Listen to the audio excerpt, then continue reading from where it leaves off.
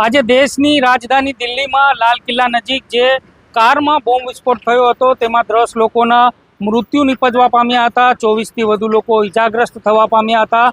ત્યારે કેટલાક રાજ્યોને હાઈ એલર્ટ પર મૂકવામાં આવ્યા છે અને ગુજરાતમાં પણ પોલીસને હાઈ એલર્ટ પર મૂકવામાં આવ્યા છે। આપ દ્રશ્યો જોઈ રહ્યા છો, આ દ્રશ્યો તમને બતાવવાના પ્રયાસ કરીશું। આ દ્રશ્યો દાહોદના ખંગેલા બોર્ડરના છે, જ્યાં પોલીસ દ્વારા જે સઘન વાહન ચેકિંગ છે તે હાથ ધરવામાં આવી રહી છે।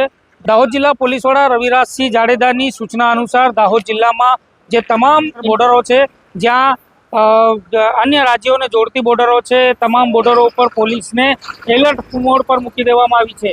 આ દ્રશ્યો જોઈ રહ્યા છો ખંગેલા બોર્ડરના છે, જ્યાં ખંગેલા ચેકપોસ્ટ ઉપર પોલીસ દ્વારા જે વાહન ચેકિંગ છે તે સઘન કરવામાં આવી છે અને સઘન વાહન ચેકિંગ દરમિયાન અલગ અલગ પ્રકારના જે મધ્યપ્રદેશમાંથી જે વાહનો ગુજરાતમાં એન્ટ્રી કરે છે તેમની જે ચેકિંગ છે તે પોલીસ દ્વારા હાથ ધરવામાં આવી રહી છે।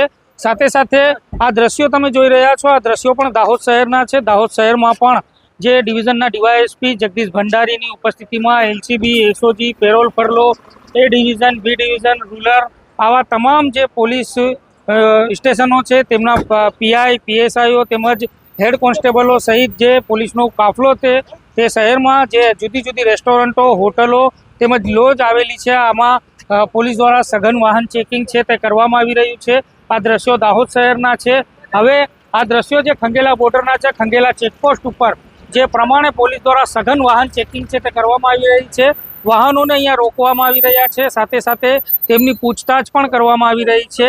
જે પ્રમાણે એ લોકો મધ્યપ્રદેશમાંથી કે રાજસ્થાનમાંથી જ્યારે ગુજરાતમાં અહીંયા દાહોદની ખંગેલા ચેકપોસ્ટ બોર્ડર ઉપરથી એન્ટ્રી મેળવતા હોય છે તેવા સમયે આ રાત્રિનો સમય છે અને રાત્રિના 12:30 વાગ્યાનો સમય છે અને આ પોલીસ દ્વારા જે વાહન ચેકિંગ છે તે કરવામાં આવી રહી છે।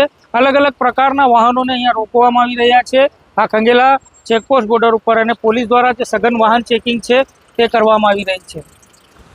પોલીસ દ્વારા પણ જે અપીલ છે તે શહેરવાસીઓને કરવામાં આવી છે, જેમાં જે શંકાસ્પદ વ્યક્તિઓ હોય, જે તમારા વિસ્તારમાં રહેતા હોય, નજીકમાં તેમજ આસપાસમાં તેઓ લોકો ભટકતા હોય, અન્ય અજાણ્યા વાહનો પડેલા હોય, ત્યારે તેવા સમયે તમારા નજીકના પોલીસ મથકને જાણ કરવા માટે પણ જે પોલીસ છે એ પોલીસ દ્વારા પણ અપીલ કરવામાં આવી છે।